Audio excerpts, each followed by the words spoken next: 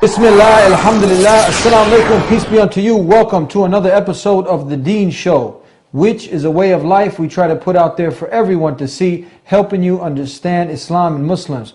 And today we are going to be talking about the last and final messenger to mankind, the Prophet Muhammad, peace and blessings be upon him.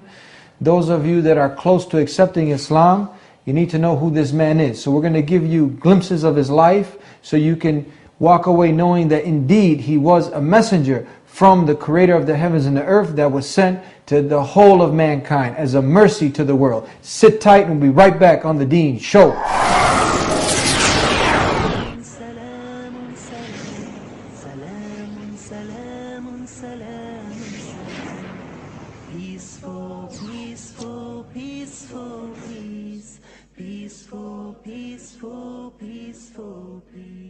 Welcome back to The Deen Show. I'm your host Eddie, and we'll wait for Sheikh Estes. Are you there? I'm coming. All right. I was worried that you got lost. No, I made it. I have to stop off for, coffee is an important part of my life here. I was worried that you're gonna get lost in our big studio here. No. How you like the Deen Show studio? This is it. Every time I come, I'm surprised how this place grows, gets bigger, and the view that you guys got. Woo! Well, it's a pleasure always to have you. And you know how we do things here. Yes, sir. It's hard to get people's attention nowadays. So while we got their attention, we want to keep it, and we're going to get straight to the subject. Yes, sir. We want to talk about this man, this mercy to the world, the Prophet Muhammad, peace be upon him. Okay. What can you tell us about him? Well, first of all, the Prophet Muhammad, peace and blessing be upon him, is the last of a messengership, of a line of messengers who start with Adam, Abraham, Moses, David, Suleiman, and Jesus, and we say peace and blessings be upon all of them because, in fact, they are highly respected in Islam. And to believe in Muhammad is to automatically believe in all of the prophets. To believe in Muhammad is to automatically accept, with no doubt, that all these prophets were also great and mighty men. And as far as the belief in Jesus, now I know a lot of your audience may be Christian and they would like to know what do we believe about Jesus. It's clear from Muhammad, peace be upon him, Jesus is in fact the Messiah. He is the Christ. And believing in him as the Christ is a part of our religion, just as it's mentioned in the book of John, that you have to believe in him as the Christ. He is coming back in the last day. He is the miracle birth. He did miracles while he was here. He is the Logos, which in Arabic is Kalimatullah, the word of Almighty God. So many of the things that they would say, wait a minute, that's what we believe. So these are some of the things that we believe. This is Muhammad, peace be upon him, and he's coming, Allah said, as a mercy, the rahmat of the alameen, which means he's the mercy to the worlds. And believe it. There was one brother who heard about this and he said, worlds, there's a S? Yeah, we said it's actually in the Quran when we say, Alhamdulillah Rabbil Alameen, Ar-Rahman Ar-Rahim, Maliki Yawmiddin. And he said, then wait a minute, hold on a second. And he's looking at the translation here. He says, Rabbil Alameen, the Lord of the worlds, is sending Muhammad as a mercy to the worlds. He said, I want to be a Muslim. And we said, okay, we're happy, but what was it? We'd like to know what it was that stimulated you. He said, worlds. He said, I've always wondered how come no religion talks about other worlds, but yours does? Well, it's plural. Yeah, if there's life on any other world, it's already covered in Islam 1,400 years ago. Any other worlds out there? He is the Lord of the worlds, and he sent the Prophet Muhammad as the Lord, as the mercy to all of the mankind and all of the worlds.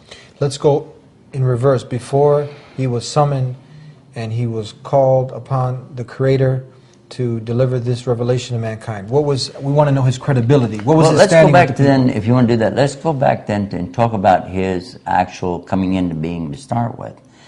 His father died before he was born. His father died in a town called Yathrib, and he was on a journey. And his mother gave birth to him, and then there was some strange things started happening right away. When he was just a little older, they did it, what was custom or tradition was to send children out into the desert with the desert tribes to be raised there, because they considered that to be, something good to do that, to keep them away from the big city and all that goes with it. We probably ought to think about that today. In any case, when they sent him away, there was a strange thing that happened right away. The people who took him were very poor, and even their goat didn't give any milk. Suddenly this goat is giving milk like crazy. They're getting so much milk that other people are getting some of the milk, and they thought it was some magic or something that happened. Then as he grew, the boy was known to be very truthful, very honest, and very responsible. He never indulged in any of the bad habits that others were constantly involved in. They were drunks and alcoholics. He never tasted a drop. And they had these orgies and things that they did. They were wild Arabs, you know, pretty wild. He never even had a girlfriend, not once. So these were some of the things about his character. Then another strange thing happened while he was traveling in a caravan one time. There was a report that came back that one of the servants observed that there was a cloud that followed him and kept the bright sun from burning him all the way to up into the Bled Hashem, or toward Jerusalem, that area. And then they came back. Now, this is part of the story. Now, you can imagine how a boy could grow into a man in that kind of society, where they had idol worshipers, stone worshipers, everything you can imagine, and people coming through. It was a trade center. People coming from all over, and yet all this time he was so honest and so upright that everybody trusted him totally, because he never lied. He was called the Truthful. He was called Sadiq. That was his nickname? Actually, yeah, and the Alamin. He was also called the one who keeps the trust. Who named him this? The people themselves. The whole community named him this. Yeah, his closer relatives, of course, observed it first, but then others called him by the same name. So that's like, this is Rocky No Neck Garcia's, or this is Big Sledgehammer Tyson. His name was, you know how I'm just so that people can understand. I don't know if I make those kind of comparisons to Prophet. But just so the people understand, but his nickname was the Trustworthy. Trustworthy, Truthful. The Truthful. Never had told a lie. Actually, this is very rare. Well, that's why they give him the name, because it's obviously, if you said the trustworthy guy, like for instance today, if you said, well, there's a guy in Chicago, he lies. Well, okay, so, and you haven't helped me out at all. I don't know who you're talking about, you know. So, if you said, there's a guy in New York that's a lawyer and he lies, so. He never touched alcohol. He never dated. He never told a lie. Okay, so it's getting better. No. So his character is well established. And he gets married at the age of 25. He's a virgin. He's never been with any woman. He marries a lady who is a widow, and she has a business, and he and she together work their business, and he's able to retire and just kind of drop out at about 15 years. And instead of, again, even though he had wealth and position, which he could have certainly fallen back on that and demanded position in the community or any of those things. He already had it. His grandfather actually was the leader of the community. He was, by rights, he was entitled to step up and just take any position he'd like. Nobody could challenge him on that, because it's his birthright. He was a very good character himself, noble background, and had money, so there would be no reason for him to not take some position or not exert himself over the people. But instead he left. Now imagine this, for long periods of time, similar to John the Baptist going into the desert and just eating locusts or fasting and praying, and that's exactly what he did. He was very much a follower of Jesus in this way. What I mean by that, in succession. And this is strange, you know, how come this man, when he's got so much, why would he go do that? But it was because he didn't like to be around their false worship and the things they did. He liked to worship God on God's terms, just praying to God, asking God, and not coming up with all these crazy ceremonies and things that they did. Well, then one time, he was about 40 years old, and then in one night, there was an angel, Gabriel, you're familiar with Jibril or Gabriel, comes to him and says to him in the Arabic language, Iqra, recite. We mentioned this in one of our programs about the Quran, Iqra, which means to recite. And Quran means recitation. He said, Iqra bismi rabbika alladhi khalaq, khalaqal insana min alaq. Iqra wa rabbukal akram, alladhi alamu bil kalam, alamu insana malam yalam. The more or less the meaning of it is, recite in the name of your Lord who created the human beings from a clot of blood. This is one of the miracles we talked about, the Quran, that's how we start out. Then it continues, it says, recite, and your Lord is so generous. who has taught man how to use a pen. Taught man what he didn't know. So we find immediately a lot of small words, but a lot of meaning here, a lot of understanding. And when he went back to his people to tell them about this, his wife accepted it right away. His best friend that he grew up with accepted this right away. And one of his cousins, a young boy about 9 years old named Ali, very famous today, accepted Islam. These were the first people. But then the others weren't so quick to accept. In fact, he found a lot of resistance, and they began attacking him and saying bad things. He's a magician, he's a liar, he's this and that. But they knew he wasn't a liar, they knew he wasn't a magician, and they knew that he was telling at least what he believed, because he wasn't coming up with something that was typical for a madman, a crazy person, or a magician. He was saying what he really believed. There's one God, only one God, and I'm his messenger to you. So this rejection went on for quite a while. In the beginning, they tried to negotiate things with him. They offered him, we'll give you a good position. We'll let you be like the king of the tribe. We'll give you women. What do you want? Money? We'll give you money. You want power? What do you want? He said, I don't want any of those things. There was no motive. His own uncle came to him and he said, his uncle's trying to defend him and take care of him. And he said, look, I can only go so far. These people are getting wild. Your own relatives want to wipe you out because you're challenging their false gods. They don't like it. So why don't you settle down a little bit? He said, and they're offering this, they're offering that. He said, well, look, I swear by God, if they put the moon in my right hand and the sun in my left, meaning if they give me everything there is, the expression they had, he said, I would never give up worshiping God as one. I would never give up spreading this message. It means no matter what they offer, no matter what they say, I can't accept it because I'm not here about material things. I want to tell people there's one God, worship Him. That was the main message that he brought. Still the same message today. We're going to take a break, and we'll be right back with Yusuf Estes, getting to know the last and final messenger to mankind, the Prophet Muhammad. Stay tuned. Welcome back to the Deen Show. Today on the Deen Show, we have our special guest, Yusuf Estes, and we are talking about the last and final messenger that has been sent to the whole of mankind as a mercy to the world. So we're getting Muhammad to know him. ibn Abdullah ibn Abdul Muttalib. We're not talking about a man who lived 100 years ago. Nope, not 50 years ago. We're not talking about Elijah Muhammad. We're not talking about Muhammad Ali. We're talking about Muhammad, the son of Abdullah, the son of Abdul Muttalib, who lived in the Arabian desert, who was born in the year 570 AD, died in the year 633 AD. He's the seal of the prophets. He's called the Khatam al-Anbiya, seal of the prophets. What does that mean? There's no more prophets coming after him? Seal, when you seal up something, that's it. That's the end of it. That's what it says in the Quran. Okay, continue on. We talked about his credibility. Okay. Right? That he never told a lie, and he was very truthful. There was more to it than that. The credibility, his honesty, integrity, this is one subject. Look at how, when we talk about him being a mercy to mankind, look at his soft and gentle way to treat people. So soft and so gentle, and yet sometimes even humorous. I recall that one time there was an elderly woman who was talking about, what is the paradise going to be like? And because she'd heard him speaking about these things, and he said, oh, you didn't know? There's not going to be any old ladies there. What? Oh.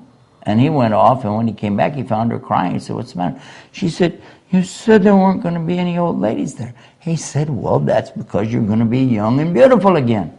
Oh! So even he had humor with the way he explained things to people. Another thing that happened, another woman, one time, an elderly woman, had a big package, and she was trying to find somebody to carry it for her. She thought that he was so simple in his lifestyle and all. He looked for all the world just like a servant boy running around there. And she said, come carry this package. So he did. He carried it, just like he was a porter. And he carried it, went out in the desert, wherever her house was. He carried it out and put it down. She said, I can't pay you. He said, it's okay, I don't need anything. She said, no, but I'm going to give you a good tip. She said, I heard that in the city there's this man calling to a religion about one God, and his name is Muhammad, and beware of him. He said, ma'am, I am Muhammad. And she said, Ashhadu an la ilaha illallah, ashhadu Muhammad Rasulullah. What does that mean? It means I accept that there's only one God and that Muhammad is his messenger. And she entered Islam. Well, as far as I know. That's what it means when you what say it that. means. But because of his character and his action that went with it, that was important, you know.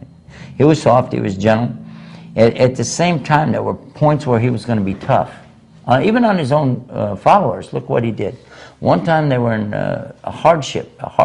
They were being beaten down. They were being abused and insulted and tortured right in front of the holy sanctuary, right in front of the Kaaba, which is there in Mecca. And one of his companions said to him, you know, I wish you would pray and ask Allah, because they know his prayers will be answered. Just ask Allah, give us a victory. Let us at least fight back against these guys. Give us, you know. And he said, look at this. He's telling me to be patient. He's saying, you don't think about this, but the people before you suffered more than you. And here's a condition he's going to describe now to him about the early Christians, what they went through. He said they were tortured in such a way that they would rake their skin off with steel combs. They would take these iron combs and just rake their skin and just kill them with that. And that they would throw them to the animals and burn them alive and boil them and even put a saw in their head and cut them in half. These things he mentioned to that man to let him understand. You want to understand what it is to believe in the one God and really follow this message. People have suffered much worse than us. So we have to be patient. And they were patient. They were patient 13 years of the worst kind of abuse, being turned even out in the desert for a long period of time, and they were left to die. They migrated up to Medina, and the people tried to waylay them along the way just to kill them, just to get rid of them, because they believe in one God. And when they were in Medina, in this condition is where the verses come that tell them now they could go back and fight these guys and even kill them if they're killing you, but you must stop if they stop. That's to clarify the way that people mistranslate or misrepresent what's coming in the Quran. It was definitely that you could be able to fight now, but with these limits.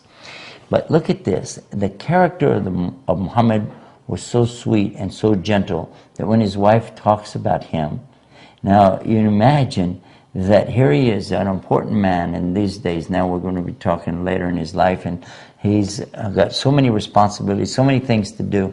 And then she sees some men out in there throwing spears and in a contest and so on. And she says, I want to watch that. Well, in order for her to watch, because his wife needs to be sheltered from the people, and she has to stand behind him. Well, she likes this idea, so she's standing behind him, looking over his shoulder and watching them in the doorway of their home. And she had him stand there and stand there and stand there and stand there. She said she didn't even want to watch him, or she just wanted to see how long she could keep him standing there. But he didn't mind, and he used to run and play with her. And she said we used to race together, you know, and I used to beat him when I was younger. Well, when I got older, I got fat, and then he could beat me. These were some of the personal things that we know about him and his character, his kindness, sweetness, gentleness, and yet at the same time firm on this one point. There's really only one God. There's no compromise on that. Can you tell us what could have driven a man to go through all this torture and all this persecution? What was his motive behind this? Well, that's a very good question. It's an intelligent question. The motivation behind people, all people, is always the same thing. There's no difference between you and I and Prophet Muhammad or Jesus or Abraham or even Adam, our father Adam. All of us, peace be upon them, all of us, we have two motivators. And you can check this out with psychiatrists, they'll tell you the same thing. Recruiters in the military, salesmen, will all tell you the same thing. The two motivators for a human being is simple. First is the motivation for what? Protecting yourself from a loss. Nobody wants to lose. The fear of a loss is a motivator. And the hope of a reward or a gain, this is another motivator that all of us have. We want to gain, but at the same time we don't want to lose. This is key, because if I'm thinking that I could lose, I would rather hold on to that than take a chance on a gain. And people do this, logical people anyway, in the stock markets, investments and things, you'll see that same thing worked out in real life. But especially here, when a person has had a chance to actually get close to the paradise, which he did, and have an idea what's in the hellfire, which he did, then after that, nothing in this world is ever going to impress you again. Anybody that's ever had any experience, I've talked to people who had near-death experiences or what they call death experience, and they were brought back, and they talk about this, seeing this light, and they talk about this experience that they've had. They're never the same after that, because you have a motivator there. You understand that there's something happening here. This is real. This is not a joke. And so the motivation is there in front of you all the time. And I want to get the paradise. That's what I want to gain. And I sure as heck don't want to go to the hellfire. So I don't want to lose my chance at paradise, but I sure don't want to wind up in the hellfire. So this is strong motivation. Being close to God, being near Allah in the next life is the primary motivation behind every single Muslim. If anybody wants to know what is it that the Muslims want, what are they looking for, it's not something in this earth. It's something in the next universe, the universe of paradise. That's what we're looking for. What are the benefits now for somebody who is, because we know that to enter into complete submission and surrender to the creator of the heavens and the earth, now you have to follow this last and final messenger. Now if you follow him, what are the benefits in this life and the hereafter? Well, first of all, in this life, you're going to have a much easier way to go, because there's some things that the Creator, Allah, has revealed in Islam that we wouldn't know otherwise. For instance, how to eat and drink. One of the things very important that we do today is to sit down when we eat and drink. The doctors and scientists and lab specialists are going to tell you that a lot of the everyday problems that people are having in their esophagus, the hiatal hernias that they get, and so on, could be avoided if people would simply sit down when they eat or drink. And this is the teaching in Islam. When you eat or drink, sit down. Believe it or not, that was taught to us 1,400 years ago by Muhammad, and we see today, look, oh, if we'd have done that, we'd have been way ahead of the game. And another thing, when we talk about cleaning your teeth, he used a toothstick and said, if I could make this an obligation on you, I would do so, but he wouldn't. And still, and what is the benefit here? Because if you're using that toothstick that he used, called miswak, what it does, it cleans the teeth, removes the tartar, the buildup that comes on there, but it doesn't destroy the enamel. And it actually takes care of the gums, keeps down periodontitis, and the tongue itself is protected with this, and a coating inside when you use it, even for your stomach. And all of this from a stick. We know this from that one thing, and so many other things too, even how to go to the bathroom. He taught us how to properly use the toilet and the facilities so that when we come away, we're clean. The hygiene was so important, and if you imagine 1,400 years ago, when we talk about hygiene, nobody can match the hygiene of the Muslims. Even our habit of washing that we do, and the ceremonial wash that we do before we pray, has been copied by doctors, and that's what they use when they do surgery. This can be proven by the doctors who formulated this concept 1,000 years ago in Spain, and they happen to be Muslim doctors. Now these are some of the small details.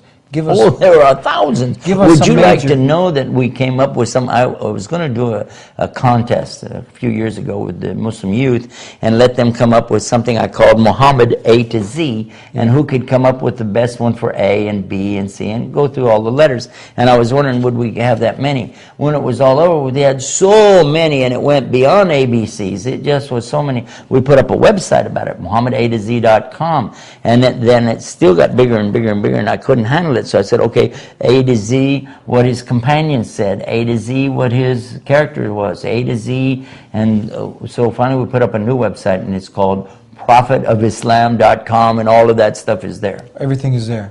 Everything we did on that. But you'll never put everything about Muhammad in any one place.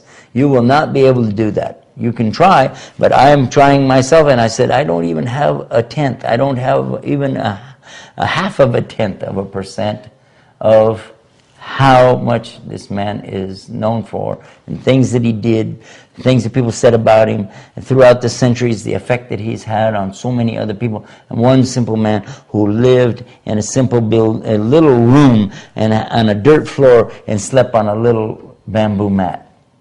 So everything we need to know in life, everything that we need to be successful in this life and the hereafter, did he bring for all of mankind? Let me tell you what somebody said in the 1970s. Michael Hart wrote a book, the 100 most influential men in history of the world.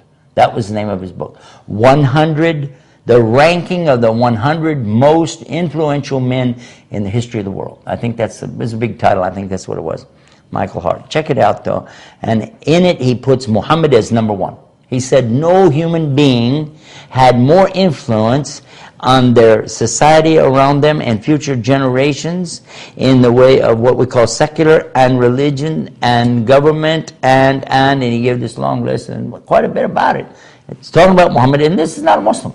And he received so much condemnation from other scholars, and he almost became defensive and wanted to put out another book and said, well, how about the most 100 in the last 100 years, or, let's get off the subject. Because he said, I can't deny that this man has had the most influence on people in general, on humanity, and the world itself. So I believe that that's something to consider. I wish that people would know that even people like Gandhi is very famous for his what? He was serving the people, he had a cause, and what he would do, he would give up a lot of his own for the sake of getting a message to the people. But he wasn't trying to lead them as a religious leader per se, but to overcome a political problem of the way that the people were being treated. The people in India were being horribly mistreated.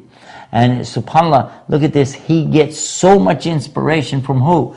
He's quoting from Muhammad.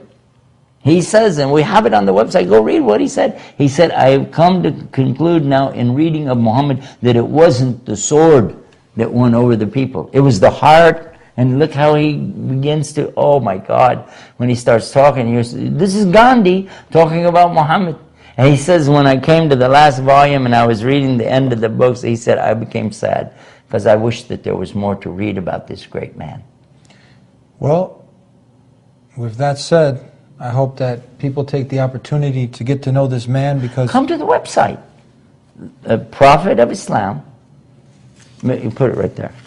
ProphetofIslam.com. With that said, I'd like to thank you for being on the show, and I hope everybody takes the opportunity to get to know this man who's been sent to the whole of mankind as a messenger with the last and final revelation, which is the Quran. So you can visit this website that Sheikh Yusuf Estes has mentioned. That said, thank you for being with us, Sheikh Estes. Assalamu alaikum, jazakallah khairan. And I'd like to thank everybody who has been tuning into the Deen Show, and I encourage you all to get to know this man, the last and final messenger to mankind, the Prophet Muhammad. Peace and blessings be upon him. And if you've missed any of our shows, you can tune into thedeenshow.com. That's THEDEEN show, SHOW, all one word, thedeenshow.com. And we look forward to having you with us again next week as we bring you another hot topic. Assalamu alaikum, peace be unto you.